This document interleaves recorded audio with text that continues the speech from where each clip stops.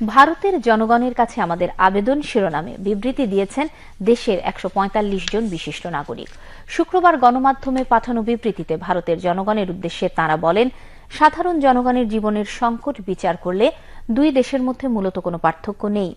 আমাদের দেশে সাম্প্রদায়িক প্রবণতা আর শক্তির বিরুদ্ধে আমরা লড়ব, আপনারাও আপনাদের দেশে সাম্প্রদায়িকতার বিরুদ্ধে রুখে দাঁড়াবেন।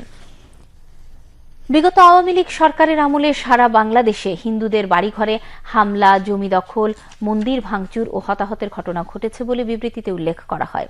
এতে বলা হয়, গণ অভ্যুত্থানের প্রেরণায় অনেক রাজনৈতিক দল হিন্দু ঘরবাড়ি ও মন্দির পাহারায় এগিয়ে আসেন এবং সম্প্রীতির নতুন নতুন নজির স্থাপন করেন। এছাড়া ভারতের জাতীয় পতাকা মাড়ানোর ঘটনায়ও এদেশের গণতন্ত্র মনা মানুষ প্রতিবাদ জানিয়েছেন।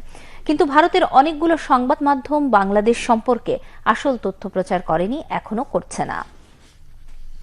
বিবৃতিতে বলা হয়, বাংলাদেশের হিন্দু জনগোষ্ঠী বরাবরই অসাম্প্রদায়িক রাষ্ট্র প্রতিষ্ঠার পক্ষে। এদেশের স্বাধীনতা যুদ্ধে এবং সকল ধরনের গণতান্ত্রিক আন্দোলনে হিন্দু জনগোষ্ঠীর ভূমিকা উজ্জ্বল।